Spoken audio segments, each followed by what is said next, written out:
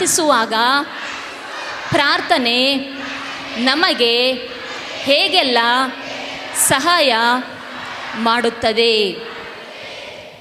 ವಿಮೋಚನಕಾಂಡ 29ನೇ ಅಧ್ಯಾಯ 38-39 ವಚನ. 38.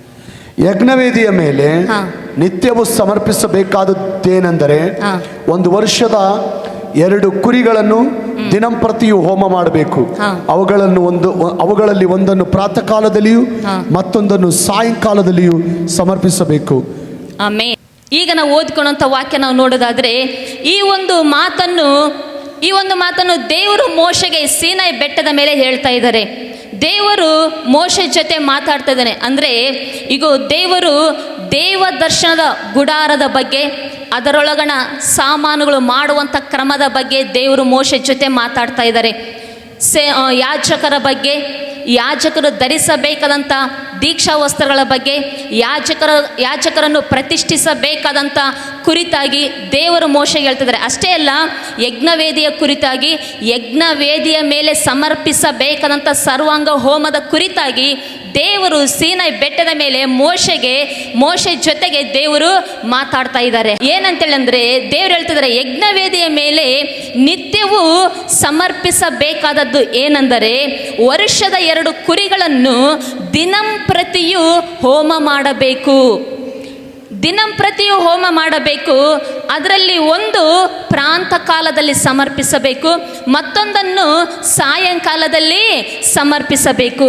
ಪ್ರಿಯ ದೇವರ ಮಕ್ಕಳೇ, ನಾವಿಲ್ಲಿ ನೋಡುವುದಾದರೆ ಈ ಒಂದು ವಾಕ್ಯವನ್ನು ಆಳವಾಗಿ ಆಲೋಚನೆ ಮಾಡೋದಾದರೆ, ಆತ್ಮಿಕವಾಗಿ ನಾವು ಇದನ್ನು ಆಲೋಚನೆ ಮಾಡೋದಾದರೆ, ಆ ದಿನ ದೇವರು ಸೀನಾಯಿ ಬೆಟ್ಟದ ಮೇಲೆ ಮೋಶೆ ಜೊತೆ ಮಾತಾಡಿದ ಪ್ರಕಾರ ಈ ದಿನ ಜೀಸಸ್ ಲವ್ಸ್ ಯು ಚರ್ಚಲ್ಲಿ ಕೂತ್ಕೊಂಡು ವಾಕ್ಯವನ್ನು ಕೇಳುವಂಥ ದೇವ ಮಕ್ಕಳಿಗೆ ದೇವರು ಮಾತಾಡ್ತಾ ಇದ್ದಾರೆ. ಆನ್ಲೈನ್ನಲ್ಲಿ ಇರುವಂಥ ಮಕ್ಕಳಿಗೆ ದೇವರು ಮಾತಾಡ್ತಾ ಇದ್ದಾರೆ. ಝೂಮ್ ಮೀಟಿಂಗಲ್ಲಿ ಇರುವಂಥ ಮಕ್ಕಳಿಗೆ ದೇವರು ನೇರವಾಗಿ ಸ್ಪಷ್ಟವಾಗಿ ಮಾತಾಡ್ತಾ ಇದ್ದಾರೆ. ಏನಂದರೆ ದಿನಂಪ್ರತಿಯೂ ಹೋಮ ಮಾಡಬೇಕಂದ್ರೆ ಪ್ರತಿದಿನವೂ ಪ್ರಾರ್ಥನೆ ಮಾಡಬೇಕು. ಇನ್ನು ಪ್ರಾಂತ ಕಾಲದಲ್ಲಿ 1 ಕುರಿ ಸಮರ್ಪಿಸಬೇಕಂದ್ರೆ ಪ್ರತಿದಿನ ಬೆಳಿಗ್ಗೆ ಪ್ರಾರ್ಥನೆ ಮಾಡಬೇಕು. ಆಮೇನ್. ಇನ್ನು ಸಾಯಂಕಾಲದಲ್ಲಿ 1 ಕುರಿಯನ್ನು ಸಮರ್ಪಿಸಬೇಕಂದ್ರೆ ರಾತ್ರಿಯಲ್ಲೂ ಸಹ ದೇವರಿಗೆ ಪ್ರಾರ್ಥನೆಯನ್ನು ಮಾಡಬೇಕು. ನೋಡ್ರಿ, ಇಲ್ಲಿ ದೇವರು ಸೀನಾಯಿ ಬೆಟ್ಟದಲ್ಲಿ ಮೋಶೆಗೆ ಹೇಳುವಂತಹ ಮಾತಿನ ಅರ್ಥ ಏನಂದ್ರೆ ಪ್ರತಿದಿನ ಪ್ರಾರ್ಥನೆ ಮಾಡಬೇಕು. ಪ್ರಾಂತ ಕಾಲದಲ್ಲಿ ಅಂದರೆ ಬೆಳಿಗ್ಗೆ ಪ್ರಾರ್ಥನೆ ಮಾಡಬೇಕು, ರಾತ್ರಿ ಸಮಯದಲ್ಲಿ ಪ್ರಾರ್ಥನೆ ಮಾಡಬೇಕು. ಇದರ ಅರ್ಥ ಕ್ರಮವಾಗಿ ಪ್ರತಿದಿನ ಬೆಳಿಗ್ಗೆ ರಾತ್ರಿ ನೀನು ಪ್ರಾರ್ಥನೆಯನ್ನು ದೇವರಿಗೆ ಸಮರ್ಪಿಸಬೇಕು. ದಿನಂಪ್ರತಿ ಹೋಮ ಮಾಡಬೇಕು ಯಜ್ಞವೇದಿಯ ಮೇಲೆ ಅಂತ ದೇವರು ಹೇಳ್ತಿದ್ದಾರೆ. ಅದರಲ್ಲಿ ಪ್ರಾಂತ ಕಾಲದಲ್ಲಿ 1 ಕುರಿಯನ್ನು ಸಮರ್ಪಿಸಿರಿ, ಸಾಯಂಕಾಲದಲ್ಲಿ 1 ಕುರಿಯನ್ನು ಸಮರ್ಪಿಸಿರಿ. ಅಂದರೆ ಏನರ್ಥ? ಪ್ರತಿದಿನ ನೀವು ಪ್ರಾರ್ಥನೆ ಮಾಡಬೇಕು. ಬೆಳಿಗ್ಗೆ ಪ್ರಾರ್ಥನೆ ಮಾಡಬೇಕು, ರಾತ್ರಿ ಪ್ರಾರ್ಥನೆ ಮಾಡಬೇಕಂತ ದೇವರು ಈ ವಾಕ್ಯದ ಮೂಲಕ ನಿಮ್ಮ ಜೊತೆ ಮಾತಾಡ್ತಾ ಇದ್ದಾರೆ. ಪ್ರಾರ್ಥನೆ ದೇವರನ್ನು ನಂಬಿದಂಥ ಪ್ರತಿಯೊಬ್ಬ ಮಕ್ಕಳಿಗೆ ಅದು ಉಸಿರಾಗಿದೆ. ದೇವರ ವಾಕ್ಯವನ್ನು ಆಹಾರಕ್ಕೆ ಹೋಲಿಸ್ತೇವೆ. ಅಂದರೆ ದೇವರ ವಾಕ್ಯ ನಮಗೆ ಆತ್ಮೀಯತೆಯಲ್ಲಿ ಜೀವಿಸಲಿಕ್ಕೆ ಆತ್ಮಿಕ ಆಹಾರ ಅಂತೇಳಿ. ಭಕ್ತನು ಹೇಳ್ತಾನೆ, ದೇವರೇ ನನಗೆ ದೊರೆತ ನಿನ್ನ ಮಾತುಗಳು ಆಹಾರ ಮಾಡಿಕೊಂಡೆ. ಆದರೆ ಪ್ರಾರ್ಥನೆ ಏನಾಗಿದೆ? ಪ್ರಾರ್ಥನೆ ನಮ್ಮ ಆತ್ಮೀಯ ಜೀವಿತಕ್ಕೆ ಅದು ಉಸಿರಾಗಿದೆ. ಅದಕ್ಕೆ ದೇವರು ನಾವು ನಮ್ಮ ಆತ್ಮೀಯ ಜೀವಿತದಲ್ಲಿ ಸತ್ತು ಹೋಗಬಾರ್ದಂತ, ಬಿದ್ದು ಹೋಗಬಾರ್ದಂತ ದೇವರು ಪ್ರಾರ್ಥನೆಯ ಕುರಿತಾಗಿ ಒಂದು ಕ್ರಮವನ್ನು ಹೇಳ್ತಾ ಇದ್ದಾರೆ. ಹಲ್ಲೆಲೂಯಾ. ಏನು ಆ ಕ್ರಮ? ದಿನಂಪ್ರತಿ ಪ್ರಾರ್ಥನೆ ಮಾಡಬೇಕು, ಬೆಳಿಗ್ಗೆ ಪ್ರಾರ್ಥನೆ ಮಾಡಬೇಕು, ರಾತ್ರಿ ಪ್ರಾರ್ಥನೆ ಮಾಡಬೇಕು. ದೇವರಿಗೆ ನಾವು ದಿನಂಪ್ರತಿ ಪ್ರಾರ್ಥನೆಯನ್ನು ಬೆಳಗ್ಗೆ ಮತ್ತು ರಾತ್ರಿ ಸಮರ್ಪಿಸಬೇಕು. ಪ್ರಾರ್ಥನೆಯ ಕುರಿತಾಗಿ ದೇವರು ಒಂದು ಕ್ರಮ ಹೇಳ್ತಿದ್ದಾರೆ. ಯೋಬನ ಬರೆದ ಪುಸ್ತಕ 1ನೇ ಅಧ್ಯಾಯ 5ನೇ ವಚನವನ್ನು ನಾವು ನೋಡೋದಾದ್ರೆ, ಯೋಬ 1:5 ಓದಿ.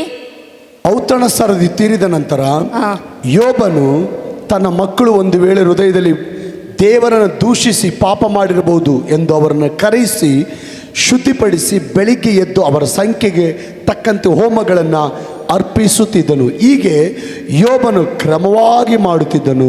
ಆಮೇನ್.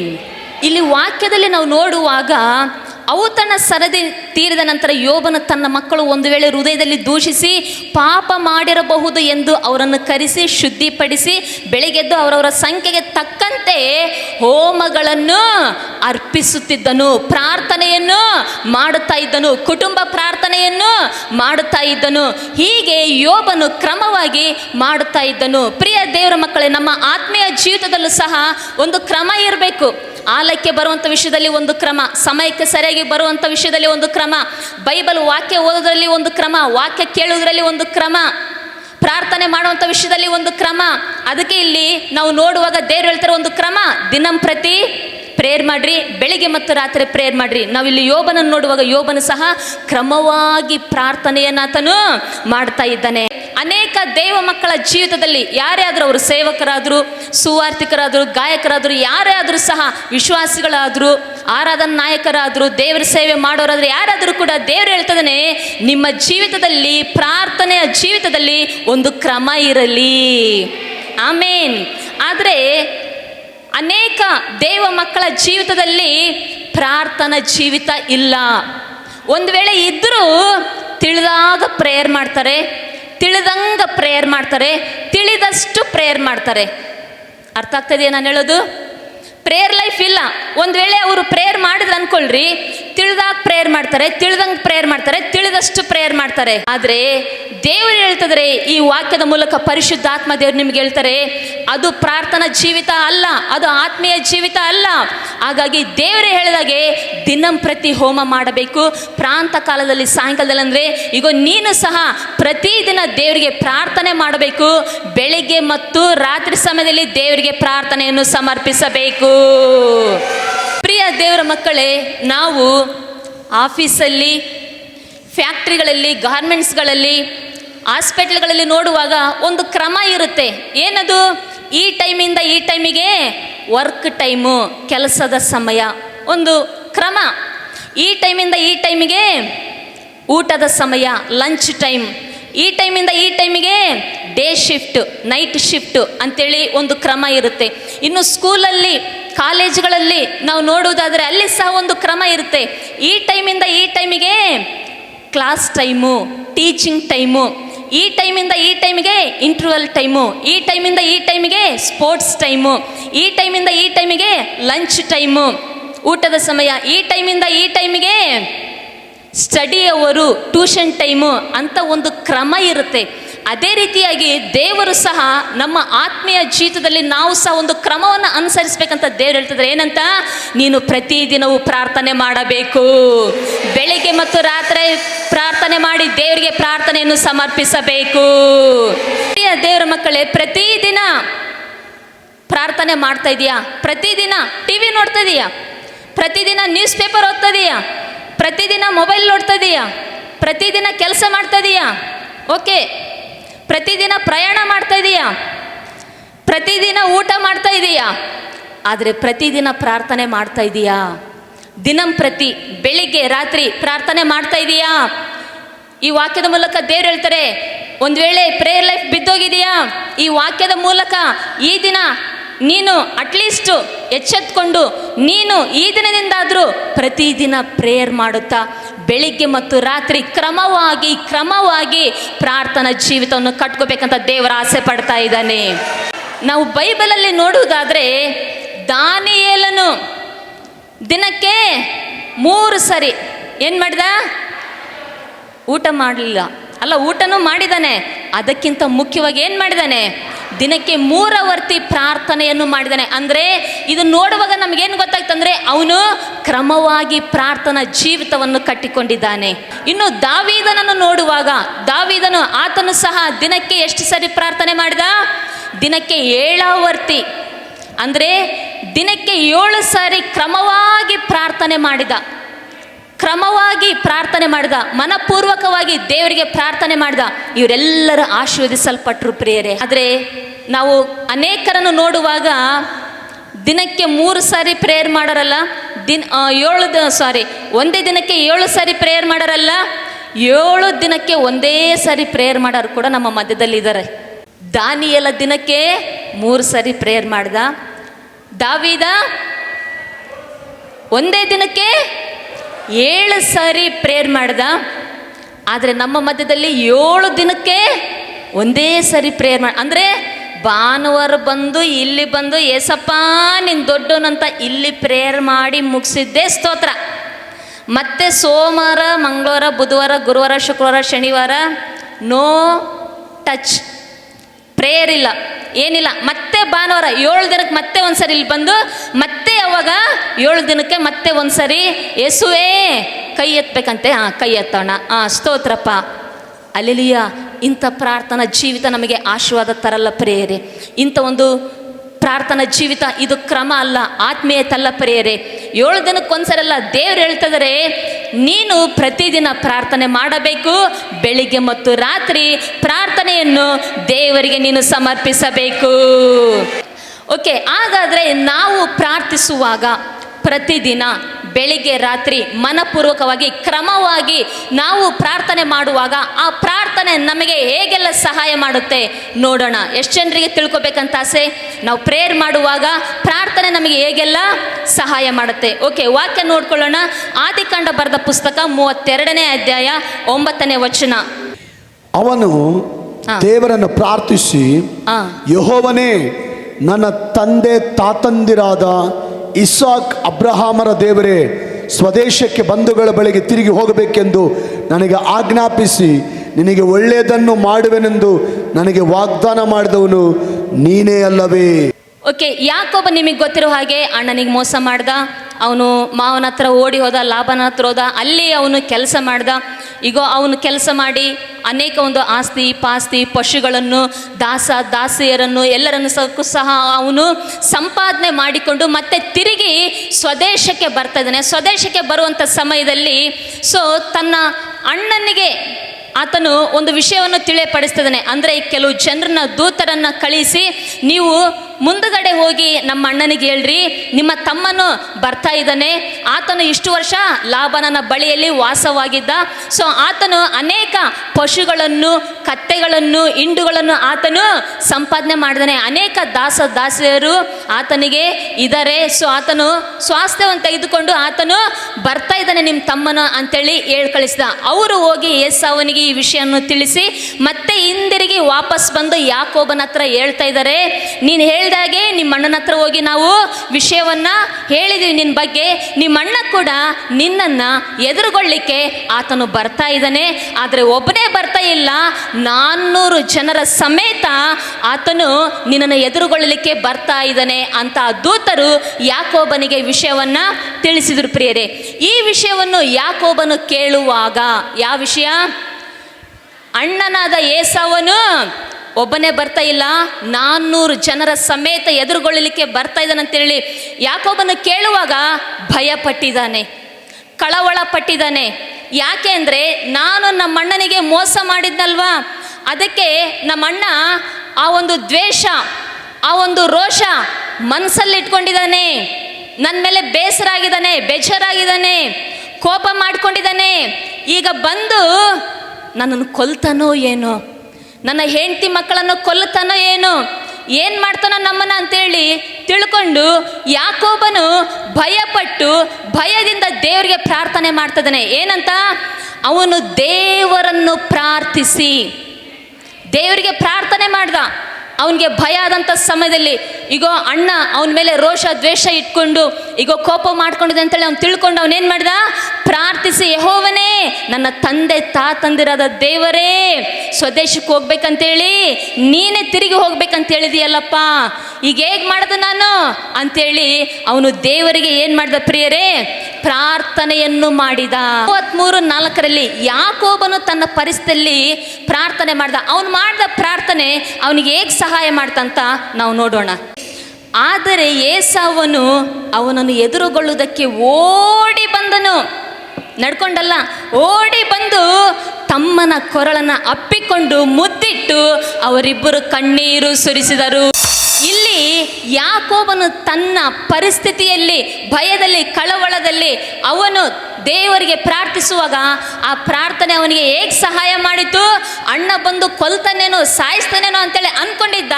ಆದರೆ ಆ ಪ್ರಾರ್ಥನೆ ಅವನಿಗೆ ಹೇಗೆ ಸಹಾಯ ಮಾಡ್ತಂದ್ರೆ, ಅಣ್ಣ ಓಡಿ ಬಂದು ಅವನನ್ನು ಅಪ್ಪಿಕೊಳ್ಳುವಂತೆ ಪ್ರಾರ್ಥನೆ ಅವನಿಗೆ ಸಹಾಯ ಮಾಡಿದೆ. ಯಾಕೋಬನು ಅವನು ಪ್ರಾರ್ಥನೆ ಮಾಡುವಾಗ ಆ ಪ್ರಾರ್ಥನೆ ಅವನಿಗೆ ಹೇಗೆ ಸಹಾಯ ಮಾಡಿದೆ ಅಂತ ಹೇಳ್ತೀನಿ. ಹಲ್ಲೆಲೂಯಾ. యాకోబు తన పరిస్థితిలో దేవునికి ప్రార్థించాడు. యాకోబు తన భయములో దేవునికి ప్రార్థించాడు. ఏం జరిగింది? ఆ ప్రార్థన యాకోబుకు ఎలా సహాయం చేసింది? యాకోబు దేవునికి ప్రార్థించగా ఏం జరిగింది చెప్పనా? యాకోబు ఎప్పుడైతే దేవునికి ప్రార్థించాడో, పగ పోయింది, ప్రేమ వచ్చింది. ಯಾಕೋಬನಿಗೆ ಅವನು ಪ್ರಾರ್ಥಿಸುವಾಗ ಆ ಪ್ರಾರ್ಥನೆ ಹೇಗೆ ಸಹಾಯ ಮಾಡಿತು? ರೋಷ, ದ್ವೇಷ, ಕೋಪ, ಬೇಸರ ಎಲ್ಲ ಹೋಗಿ ಐಕ್ಯತೆಯನ್ನು, ಪ್ರೀತಿಯನ್ನು ಆ ಪ್ರಾರ್ಥನೆ ದಯಪಾಲಿಸಿತು. ಹಲ್ಲೆಲೂಯಾ. ಪ್ರಿಯ ದೇವರ ಮಕ್ಕಳೇ, ಅದೇ ರೀತಿಯಾಗಿ ನೀವಿಲ್ಲಿ ಕೂತ್ಕೊಂಡು ವಾಕ್ಯ ಕೇಳುವಂಥ ನಿಮ್ಮ ಜೀವಿತದಲ್ಲೂ ಸಹ ಜನರು, ಅವರು ನಿಮ್ಮ ಕುಟುಂಬದವರೇ ಆಗಿರ್ಬೋದು, ನಿಮ್ಮ ಮನೆಯಲ್ಲಿರುವಂಥ ಜನರಾಗಿರ್ಬೋದು, ಗಂಡನು, ಹೆಂಡತಿನೋ, ತಂದೆ ತಾಯಿಗಳು, ಮಕ್ಕಳು, ಅತ್ತೆನೋ, ಸೊಸೆನೋ, ಮಾವನೋ, ಅಳಿಯನೋ, ಅಜ್ಜಿ ತಾತನೋ, ಮೊಮ್ಮಗ ಮೊಮ್ಮಗಳು, ಅಥವಾ ರಿಲೇಷನ್ಸು, ಅಥವಾ ಫ್ರೆಂಡ್ಸು, ಅಥವಾ ಕೆಲಸ ಮಾಡುವಂಥ ಸ್ಥಳದಲ್ಲಿರುವಂಥ ಆಫೀಸ್ ಸ್ಟಾಫ್, ಯಾರೇ ಆದರೂ ಜನ ನಿಮ್ಮ ಮೇಲೆ ದ್ವೇಷ ಇಟ್ಕೊಂಡಿದ್ದಾರಾ? ರೋಷ ಇಟ್ಕೊಂಡಿದ್ದಾರಾ? ಕಕ್ಷ ಇಟ್ಕೊಂಡಿದ್ದಾರಾ? ನಿಮ್ಮ ಮೇಲೆ ಹಲ್ಲು ಕಡಿತಾ ಇದ್ದಾರಾ? ಈಗ ನೀವು ಕೆಲಸ ಕರೆಕ್ಟ್ ಮಾಡಿದ್ರು ಸಹ ನಿಮ್ಮನ್ನು ಸುಮ್ಮನೆ ಬೈತಾ ಇದ್ದಾರಾ? ಮೇಲಧಿಕಾರಿ ನೀವೆಲ್ಲ ಟಾಸ್ಕ್ ಕರೆಕ್ಟಾಗಿ ಮಾಡಿದ್ರು, ಕೆಲಸ ಕರೆಕ್ಟ್ ಮಾಡಿದ್ರು, ನಿಮ್ಮನ್ನು ಹಿಂಸೆ ಪಡಿಸ್ತಾ ಇದ್ದಾರಾ? ಈಗ ಜನ ನಿಮ್ಮ ಬಗ್ಗೆ ಕೆಟ್ಟದಾಗಿ ಮಾತಾಡುತ್ತಾ, ಅಪಪ್ರಚಾರ ಮಾಡುತ್ತಾ ತಿರುಗ್ತಾ ಇದ್ದಾರಾ? ನಿಮ್ಮನ್ನು ನೋಡಿದ್ರೆ ಸಾಕು ಹಂಗೆ ಕಿಡಿಕಿಡಿ ಆಡ್ತಾ ಇದ್ದಾರಾ? ನಿಮ್ಮನ್ನು ನೋಡಿದ್ರೆ ಸಾಕು ಮುಖನ ಹಾಗೆ ತಿರ್ಸ್ಕೊಳ್ತಾ ಇದ್ದಾರಾ? ನಿಮ್ಮನ್ನು ಬೈತಾ ಇದ್ದಾರಾ?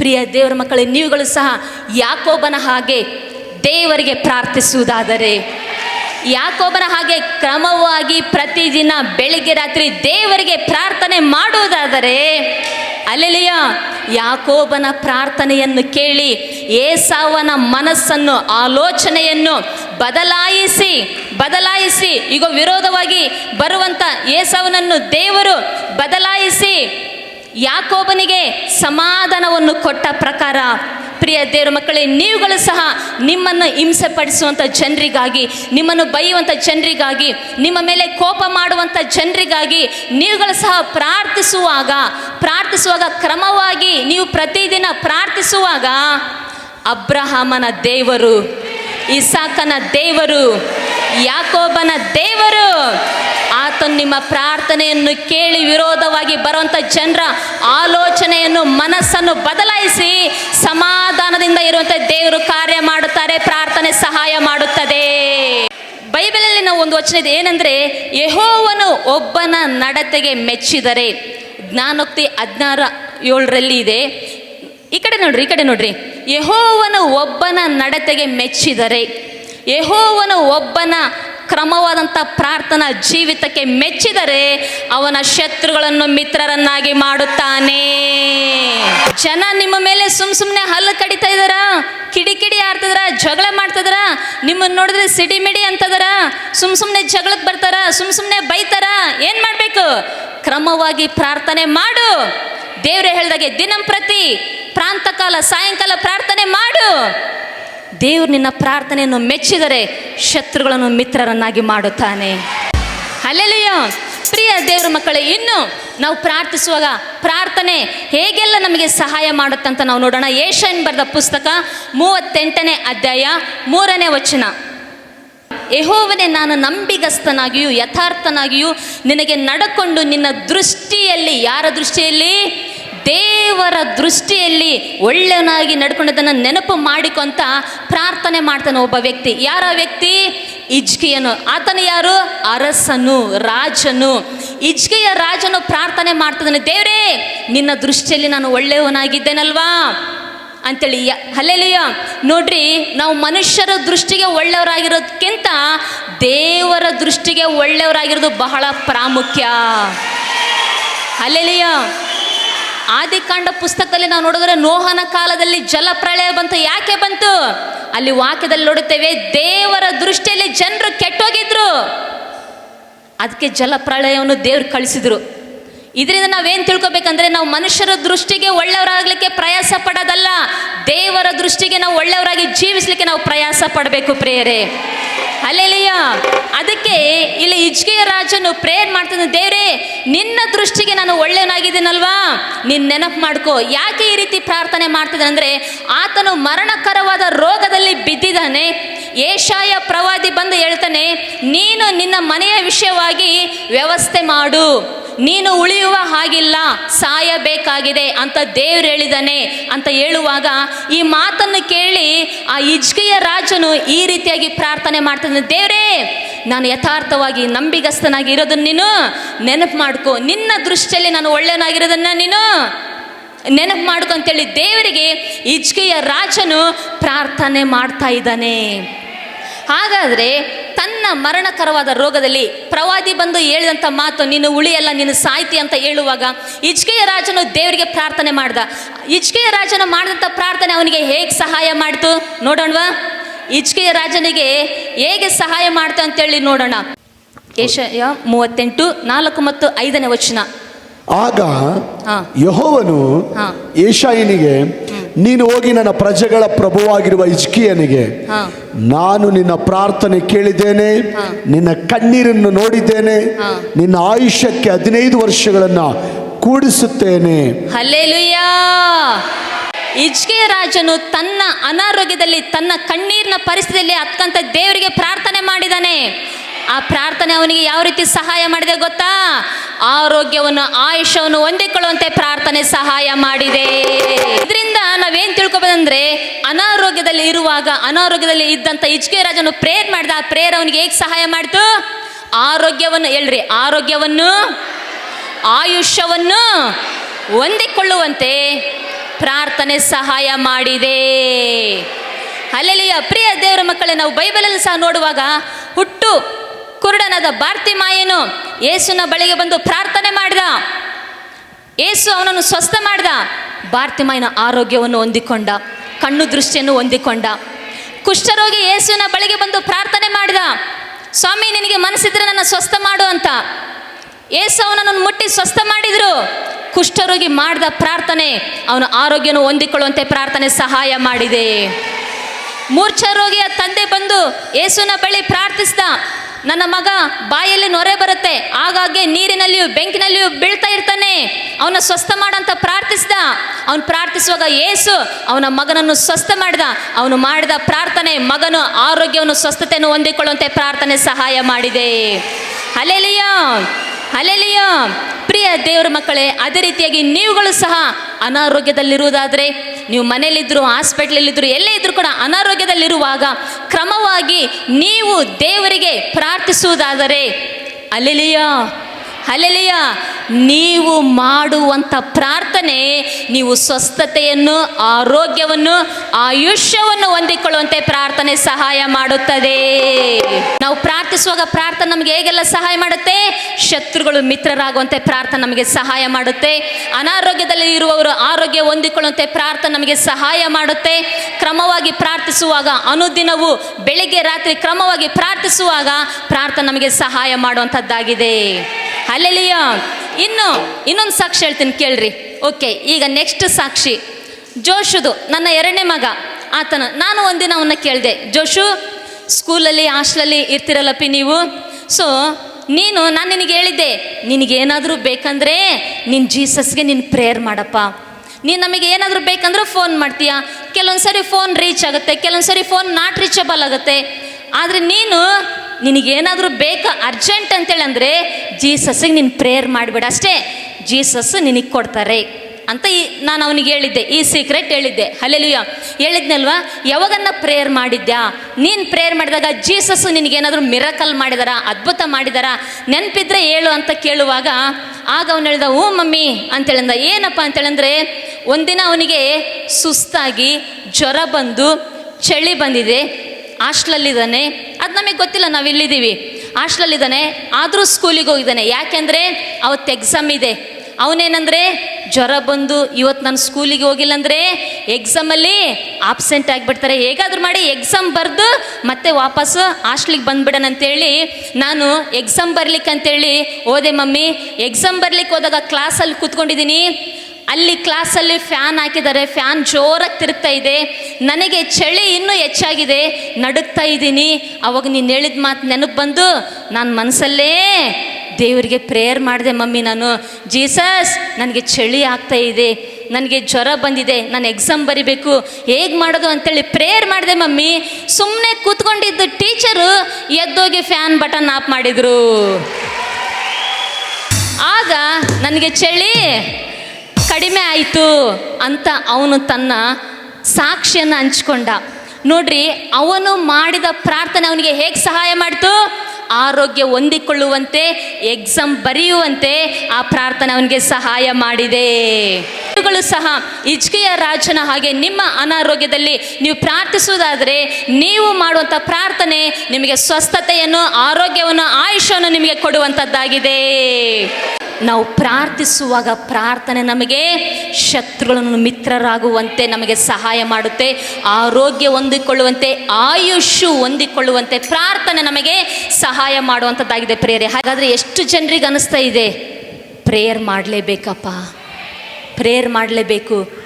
ದೇವ್ರೇನು ಹೇಳಿದರೆ, ದಿನಂ ಪ್ರತಿ ಹೋಮ ಮಾಡಿರಿ, ಪ್ರಾಂತ ಕಾಲದಲ್ಲಿ, ಸಾಯಂಕಾಲದಲ್ಲಿ, ಅಂದರೆ ಪ್ರತಿದಿನ ಪ್ರಾರ್ಥನೆ ಮಾಡಿರಿ, ಬೆಳಿಗ್ಗೆ ಮತ್ತು ರಾತ್ರಿ ವಿತೌಟ್ ಫೇಲ್, ವಿತೌಟ್ ಮಿಸ್ ಮಾಡಲಿದಂಗೆ ಪ್ರಾರ್ಥನೆಯನ್ನು ಮಾಡಿರಿ. ಹಾಗಾದರೆ ಪ್ರಾರ್ಥಿಸುವಾಗ ಪ್ರಾರ್ಥನೆ ನಮಗೆ ಇನ್ನೂ ಹೇಗೆಲ್ಲ ಸಹಾಯ ಮಾಡುತ್ತೆ ಅಂತ ನೋಡೋಣ. ಆಮೇಲೆ ಹೇಳಕ್ಕೆ ರೆಡಿನಾ? ಓಕೆ, ನೀನು ಬಲಹೀನತೆಯಲ್ಲಿರುವಾಗ ಪ್ರಾರ್ಥನೆ ಮಾಡು. ದೇವರ ಬಲ ಹೊಂದಿಕೊಳ್ಳುವಂತೆ ಪ್ರಾರ್ಥನೆ ನಿನಗೆ ಸಹಾಯ ಮಾಡುತ್ತದೆ. ಪ್ರವಾದಿ ಮಂಡಳಿಯಲ್ಲಿ ಇರುವಂಥ ಒಬ್ಬ ವ್ಯಕ್ತಿ ಹೆಂಡತಿ ಬಂದು ಪ್ರಾರ್ಥನೆ ಮಾಡ್ತಾಳೆ. ಯಾಕೆಂದರೆ ಸಾಲದ ಕಷ್ಟದಲ್ಲಿದ್ದಾಳೆ, ಹಣದ ಸಮಸ್ಯೆಯಲ್ಲಿದ್ದಾಳೆ, ಪ್ರಾರ್ಥನೆ ಮಾಡ್ತಾ ಇದ್ದಾಳೆ. ಪ್ರೇಯರ್ ಮಾಡುವಾಗ ಆ ಪ್ರಾರ್ಥನೆ ಆಕೆಗೆ ಹೇಗೆ ಸಹಾಯ ಮಾಡ್ತೆ ಅಂದರೆ ಸಾಲದಿಂದ ಹೊರಗೆ ಬರುವಂತೆ ಪ್ರಾರ್ಥನೆ ಸಹಾಯ ಮಾಡಿದೆ. ನೀನು ಸಹ ಸಾಲದಲ್ಲಿ, ಕಷ್ಟದಲ್ಲಿ ಇದೆಯಾ? ಹಣಕಾಸಿನ ವಿಷಯದಲ್ಲಿ ಕಷ್ಟದಲ್ಲಿ ಇದೆಯಾ? ಕೈ ಬರಿದಾದಂಥ ಪರಿಸ್ಥಿತಿನ, ಕೈ ಕಟ್ಟಿದಂಥ ಪರಿಸ್ಥಿತಿನ, ನೀನು ಸಹ ನಿನ್ನ ಸಾಲದಲ್ಲಿ ಪ್ರಾರ್ಥನೆ ಮಾಡು. ಆ ಸಾಲವನ್ನು ತೀರಿಸಿ ಆ ಸಾಲದಿಂದ ಹೊರಗೆ ಬರುವಂತೆ ಪ್ರಾರ್ಥನೆ ನಿನಗೆ ಸಹಾಯ ಮಾಡುತ್ತದೆ. ಪ್ರಿಯ ದೇವರ ಮಕ್ಕಳೇ, ಇನ್ನು ನೀನು ದುಡಿಮೆ, ವ್ಯಾಪಾರ ನಷ್ಟ ಆಗಿದೆಯಾ? ಹೊಲದಲ್ಲಿ ಬೆಳೆ ನಷ್ಟ ಆಗಿದೆಯಾ? ಮಾಟ ಮಂತ್ರ ಶಕ್ತಿಯಲ್ಲಿ, ದುರಾತ್ಮನ ಕಾರ್ಯದಲ್ಲಿ ಹಿಂಸಲ್ಪಡ್ತಾ ಇದೆಯಾ? ಅಂತ ಒಂದು ಪರಿಸ್ಥಿತಿಯಲ್ಲಿ ನೀನು ಕ್ರಮವಾಗಿ ದೇವರು ಹೇಳಿದಾಗೆ ಪ್ರತಿದಿನ ಪ್ರಾರ್ಥನೆ ಮಾಡು. ನಿನ್ನ ದುಡಿಮೆ ನಷ್ಟದಿಂದ ಹೊರಗೆ ಬಂದು ಅಭಿವೃದ್ಧಿಯಾಗುವಂತೆ, ಎಲ್ಲ ಮಾಟ ಮಂತ್ರ ಕಾರ್ಯಗಳಿಂದ ಬಿಡುಗಡೆಯಾಗುವಂತೆ ಪ್ರಾರ್ಥನೆ ನಿನಗೆ ಸಹಾಯ ಮಾಡುತ್ತದೆ. ಪೌಲ ಶೀಲರು ಸೆರೆಮನೆಯಲ್ಲಿರುವಾಗ ದೇವರಿಗೆ ಪ್ರಾರ್ಥನೆ ಮಾಡಿದರು ಅಂತ ವಾಕ್ಯ ಇದೆ. ದೇವರಿಗೆ ಪ್ರಾರ್ಥನೆ ಮಾಡಿದರು ಸ್ತುತಿ ಪದಗಳನ್ನು ಹಾಡುತ್ತಾ. ಏನಾಯಿತು? ಅವರು ಪ್ರಾರ್ಥಿಸುವಾಗ ಸೆರೆಮನೆಯ ಅಸ್ಥಿವಾರ ಕದಗಳು ಕಳಚಿ ಬಿದ್ದವು, ಬೇಡಿಗಳು. ಹಲ್ಲೆಲೂಯಾ! ಅವರು ಪ್ರಾರ್ಥಿಸುವಾಗ ಅವರು ಸೆರೆಯಿಂದ ಹೊರಗೆ ಬರುವಂತೆ ಪ್ರಾರ್ಥನೆ ಅವರಿಗೆ ಸಹಾಯ ಮಾಡಿದೆ. ಅದೇ ರೀತಿಯಾಗಿ ಪ್ರಿಯ ಮಗನೇ, ಪ್ರಿಯ ಮಗಳೇ, ಈ ಸಮಯದಲ್ಲಿ ಕೂತ್ಕೊಂಡು ವಾಕ್ಯ ಕೇಳುವಂಥ ದೇವ ಮಕ್ಕಳೇ, ನೀನು ಯೋಚನೆ ಮಾಡ್ತಾ ಇದೀಯಾ? ನಿನ್ನ ಕುಟುಂಬದ ಪರಿಸ್ಥಿತಿ ನೋಡಿ, ನಿನ್ನ ಹಣಕಾಸಿನ ಪರಿಸ್ಥಿತಿ ನೋಡಿ, ನಿನ್ನ ಮಕ್ಕಳ ಭವಿಷ್ಯತ್ ನೋಡಿ, ಇದೇನು ಜೀವನಪ್ಪ? ಈಗ ನಮ್ಮ ಜೀವಿತ ಒಂದು ರೀತಿ ಸೆರೆಮನೆಯ ಜೀವಿತ ಆಗಿದೆ ಅಲ್ವಂತ. ಯಾವುದೇ ಸೆರೆಯಲ್ಲಿ ಇದ್ರೂ ಸಹ, ಯಾವುದೇ ಕಷ್ಟದಲ್ಲಿ ಇದ್ರೂ ಸಹ ನೀನು ಪ್ರಾರ್ಥನೆ ಮಾಡೋದಾದರೆ, ಈಗ ನೀನು ಮಾಡುವಂಥ ಪ್ರಾರ್ಥನೆ ಆ ಸೆರೆಯಿಂದ ಹೊರಗೆ ಬರುವಂತೆ ಪ್ರಾರ್ಥನೆ ನಿನಗೆ ಸಹಾಯ ಮಾಡುತ್ತದೆ. ಹಲ್ಲೆಲೂಯಾ! ಇನ್ನು ಮನೆ ಕಟ್ಟಲಿಕ್ಕೆ ಆಗ್ತಾ ಇಲ್ವಾ? ಮಕ್ಕಳ ಮದುವೆ ಮಾಡ್ಲಿಕ್ಕೆ ಆಗ್ತಾ ಇಲ್ವಾ? ಪ್ರಾರ್ಥನೆ ಮಾಡು. ಕ್ರಮವಾಗಿ ಅನುದಿನ ಬೆಳಿಗ್ಗೆ ರಾತ್ರಿ ಕ್ರಮವಾಗಿ ಪ್ರಾರ್ಥನೆ ಮಾಡು, ಮನಸ್ಸು ಕೊಟ್ಟು. ನೀನು ಪ್ರಾರ್ಥಿಸುವಾಗ ಮನೆ ಕಟ್ಟಲಿಕ್ಕೆ, ಮಕ್ಕಳ ಮದುವೆ ಮಾಡಿ ಮುಗಿಸ್ಲಿಕ್ಕೆ ಪ್ರಾರ್ಥನೆ ನಿನಗೆ ಸಹಾಯ ಮಾಡುತ್ತದೆ. ಇನ್ನು ಎಜುಕೇಷನ್ ವಿಷಯದಲ್ಲಿ, ಜಾಬ್ ವಿಷಯದಲ್ಲಿ, ಅಪ್ಲಿಕೇಶನ್ ಹಾಕಿದ್ದೀರ, ಆ ಒಂದು ವಿಷಯದಲ್ಲಿ, ಟ್ರಾನ್ಸ್ಫರ್ ವಿಷಯದಲ್ಲಿ ಪ್ರಾಬ್ಲಮ್ ಆಗಿದೆಯಾ? ಪ್ರಾರ್ಥನೆ ಮಾಡು. ನೀನು ಕ್ರಮವಾಗಿ ಪ್ರಾರ್ಥನೆ ಮಾಡುವುದಾದರೆ ನಿನ್ನ ಜಾಬಲ್ಲಿ, ಎಜುಕೇಷನಲ್ಲಿ, ಟ್ರಾನ್ಸ್ಫರ್ ವಿಷಯದಲ್ಲಿ ಈಗ ಇರುವಂಥ ಪ್ರಾಬ್ಲಮಿಂದ ಹೊರಗೆ ಬರಲಿಕ್ಕೆ ಪ್ರಾರ್ಥನೆ ನಿನಗೆ ಸಹಾಯ ಮಾಡುತ್ತದೆ. ಇನ್ನು ನಿಮ್ಮ ಮಗಳ ಕುಟುಂಬ, ಮಗನ ಕುಟುಂಬ ಒಡೆದು ಹೋಗಿದೆಯಾ? ಡಿವೋರ್ಸ್ವರೆಗೂ ಹೋಗಿದೆಯಾ? ಸಮಸ್ಯೆ ಆಗಿದೆಯಾ? ಪ್ರಾಬ್ಲಮ್ ಆಗಿದೆಯಾ? ಪ್ರಾರ್ಥನೆ ಮಾಡು. ಕ್ರಮವಾಗಿ ದೇವರು ಹೇಳಿದಾಗೆ ಪ್ರತಿದಿನ ಬೆಳಿಗ್ಗೆ ರಾತ್ರಿ ಕ್ರಮವಾಗಿ ಮನಸ್ಸು ಕೊಟ್ಟು ಪ್ರಾರ್ಥನೆ ಮಾಡು. ಒಡೆದು ಹೋದಂಥ ನಿನ್ನ ಮಗಳ ಕುಟುಂಬವನ್ನು, ಮಗನ ಕುಟುಂಬವನ್ನು ಒಂದಾಗುವಂತೆ ಪ್ರಾರ್ಥನೆ ನಿನಗೆ ಸಹಾಯ ಮಾಡುತ್ತದೆ. ಹಲ್ಲೆಲೂಯಾ. ಇಸ್ರಾಯೇಲರು ಐಗುಪ್ತ ದೇಶದಿಂದ ಬರುವಾಗ ಅವರಿಗೆ ಕೆಂಪು ಸಮುದ್ರ ಅಡ್ಡ ಬಂದಿದೆ, ದಾರಿ ಕಾಣ್ತಾ ಇಲ್ಲ, ಮಾರ್ಗ ಕಾಣ್ತಾ ಇಲ್ಲ, ಏನು ಮಾಡಬೇಕು ಗೊತ್ತಿಲ್ಲ. ಮೋಶೆ ಪ್ರೇಯರ್ ಮಾಡ್ದ, ಮೋಶೆ ಪ್ರಾರ್ಥನೆ ಮಾಡ್ದ ಕೈಗಳೆತ್ತಿ. ಏನಾಯ್ತು? ಪ್ರಾರ್ಥಿಸುವಾಗ ಆ ಪ್ರಾರ್ಥನೆ ಅವರಿಗೆ ಹೇಗೆ ಸಹಾಯ ಮಾಡ್ತು? ದಾರಿ ಇಲ್ಲ ಅಂದ್ರು ದಾರಿ ಕಾಣುವಂತೆ ಪ್ರಾರ್ಥನೆ ಸಹಾಯ ಮಾಡಿದೆ. ಅದೇ ರೀತಿ ಪ್ರಿಯ ದೇವರ ಮಕ್ಕಳೇ, ಯಾವುದೋ ಒಂದು ವಿಷಯದಲ್ಲಿ ನಿಮಗೂ ಸಹ ದಾರಿ ಕಾಣ್ತಾ ಇಲ್ವಾ? ಮಾರ್ಗ ಕಾಣ್ತಾ ಇಲ್ವಾ? ಏನು ಮಾಡಬೇಕಪ್ಪ ನನಗೆ ಗೊತ್ತೇ ಆಗ್ತಾ ಇಲ್ಲ, ತಲೆ ಕೆಟ್ಟೋದಾಗಿದೆ, ದಾರಿನೇ ಕಾಣ್ತಾ ಇಲ್ಲ, ಏನು ಮಾಡಬೇಕು ಗೊತ್ತಿಲ್ಲ ಅಂತ ಯೋಚನೆ ಮಾಡ್ತಾ ಇದೀಯಾ?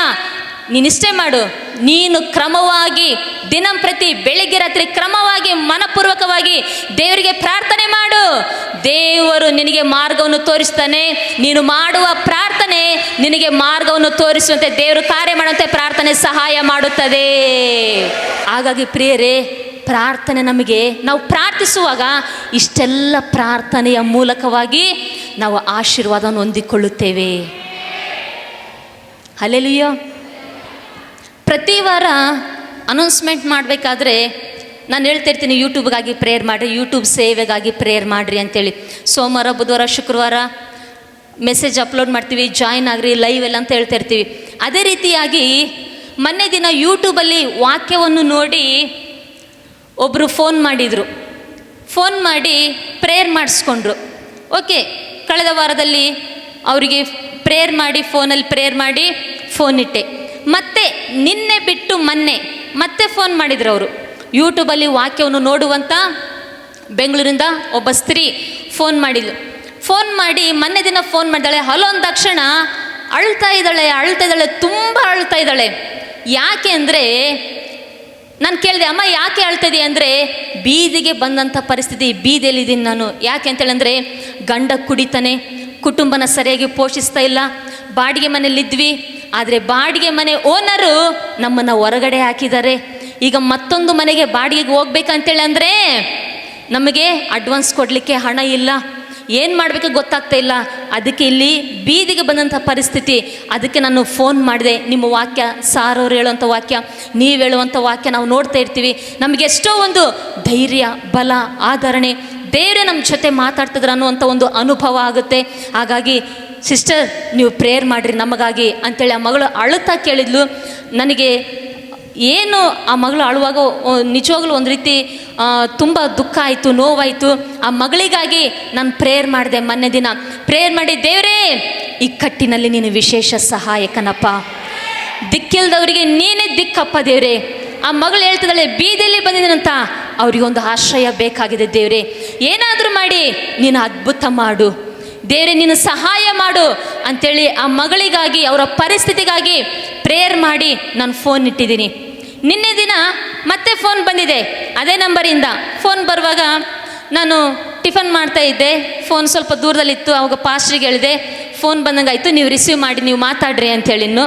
ಆಗ ಪಾಸ್ಟ್ರು ಮಾತಾಡಿದ್ರು. ಅವ್ರು ಮಾತಾಡುವಾಗ ಆಗ ಹೆಣ್ಮಗಳು ಹೇಳ್ತಾ ಇದ್ಲು, ಸರ್ ನಿನ್ನೆ ದಿನ ನಾನು ಫೋನ್ ಮಾಡಿ ನಿಮ್ಮ ಮಿಸಸ್ ಹತ್ರ, ನಾನು ಸಿಸ್ಟರ್ ಹತ್ರ ನಾನು ಪ್ರೇಯರ್ ಮಾಡಿಸ್ಕೊಂಡೆ, ಒಂದು ಸಾಕ್ಷಿ ಹೇಳೋಣಂತ ನಾನು ಫೋನ್ ಮಾಡಿದ್ದೀನಿ. ಏನಂದರೆ, ನಿನ್ನೆ ದಿನ ನಾವು ಮನೆ ಬಾಡಿಗೆ ಹೋಗ್ಬೇಕಂತೇಳಂದರೆ ನಮ್ಮ ಹತ್ರ ಹಣ ಇರಲಿಲ್ಲ.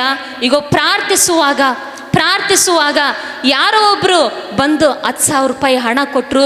ಆ ಹಣನ ಅಡ್ವಾನ್ಸ್ ಕೊಟ್ಟು ನಾವು ಮನೆ ಬಾಡಿಗೆಗೆ ಹೋಗುವಂತೆ, ನಾವು ಬೀದಲ್ಲಿರುವವರು ಆಶ್ರಯದಲ್ಲಿ ಹೋಗುವಂತೆ ದೇವರು ನಮಗೆ ಅದ್ಭುತ ಮಾಡಿದ್ದಾರೆ. ಆ ಮಗಳಿಗಾಗಿ ಪ್ರಾರ್ಥಿಸುವಾಗ ಪ್ರಾರ್ಥನೆ ಹೇಗೆ ಸಹಾಯ ಮಾಡಿದೆ? ಬೀದಿಯಲ್ಲಿರೋರು ಒಂದು ಆಶ್ರಯದಲ್ಲಿ ಹೋಗುವಂತೆ ಪ್ರಾರ್ಥನೆ ಸಹಾಯ ಮಾಡಿದೆ. ಪ್ರಿಯ ದೇವರ ಮಕ್ಕಳೇ, ಈ ದಿನ ನೀನು ಸಹ ಪ್ರಾರ್ಥಿಸುವುದಾದರೆ ಪ್ರಾರ್ಥನೆ ನಿನಗೂ ಸಹ ಸಹಾಯ ಮಾಡ್ತದೆ. ನೀನು ಸಹ ಈಗ ಕ್ರಮವಾಗಿ ಪ್ರತಿದಿನ ಬೆಳಿಗ್ಗೆ ರಾತ್ರಿ ಕ್ರಮವಾಗಿ ಮನಪೂರ್ವಕವಾಗಿ ದೇವರಿಗೆ ಪ್ರಾರ್ಥನೆ ಮಾಡೋದಾದ್ರೆ ಪ್ರಾರ್ಥನೆ ನಿನಗೆ ಸಹಾಯ ಮಾಡುತ್ತದೆ. ಕಣ್ಣೀರಿನಲ್ಲಿ ಇದ್ದೀರಾ, ಪ್ರಾರ್ಥಿಸಿರಿ. ಕಣ್ಣೀರಿನಿಂದ ಹೊರಗೆ ಬರುವಂತೆ ಪ್ರಾರ್ಥನೆ ನಿಮಗೆ ಸಹಾಯ ಮಾಡುತ್ತದೆ. ದುಃಖದಲ್ಲಿ ಇದ್ದೀರಾ, ಕ್ರಮವಾಗಿ ಪ್ರಾರ್ಥನೆ ಮಾಡ್ರಿ. ಆ ದುಃಖದಿಂದ ಹೊರಗೆ ಬರುವಂತೆ ಪ್ರಾರ್ಥನೆ ನಿಮಗೆ ಸಹಾಯ ಮಾಡುತ್ತದೆ. ಭಯದಲ್ಲಿ ಇದ್ದೀರಾ, ಕ್ರಮವಾಗಿ ಅನುದಿನ ಪ್ರಾರ್ಥನೆ ಮಾಡ್ರಿ. ಭಯದಿಂದ ಹೊರಗೆ ಬರುವಂತೆ ಪ್ರಾರ್ಥನೆ ನಿಮಗೆ ಸಹಾಯ ಮಾಡುತ್ತದೆ. ನಿರಾಶೆಯಲ್ಲಿದ್ದೀರಾ, ಕುಗ್ಗಿ ಹೋಗಿದ್ದೀರಾ, ಪ್ರಾರ್ಥನೆ ಮಾಡ್ರಿ. ಕ್ರಮವಾಗಿ ನೀವು ಪ್ರಾರ್ಥಿಸುವಾಗ ನಿರಾಶೆಯಿಂದ ಹೊರಗೆ ಬರುವಂತೆ ಪ್ರಾರ್ಥನೆ ನಿಮಗೆ ಸಹಾಯ ಮಾಡುತ್ತದೆ. ಅವಮಾನದಲ್ಲಿ ಇದ್ದೀರಾ, ಪ್ರಾರ್ಥನೆ ಮಾಡ್ರಿ. ಅವಮಾನದಿಂದ ಹೊರಗೆ ಬರುವಂತೆ ಪ್ರಾರ್ಥನೆ ನಿಮಗೆ ಸಹಾಯ ಮಾಡುತ್ತದೆ. ಹಿಂಸೆಯಲ್ಲಿದ್ದೀರಾ, ಜನರಿಂದ ನಿಂದಿಸಲ್ಪಡ್ತಾ ಇದ್ದೀರಾ, ಆರೋಪಕ್ಕೆ ಒಳಗಾಗಿದ್ದೀರಾ, ಪ್ರಾರ್ಥನೆ ಮಾಡ್ರಿ. ಕ್ರಮವಾಗಿ ನೀವು ಪ್ರಾರ್ಥಿಸುವಾಗ ಆ ನಿಂದೆಯಿಂದ ಹಿಂಸೆಯಿಂದ ಹೊರಗೆ ಬರಲಿಕ್ಕೆ ಪ್ರಾರ್ಥನೆ ನಿಮಗೆ ಸಹಾಯ ಮಾಡುತ್ತದೆ.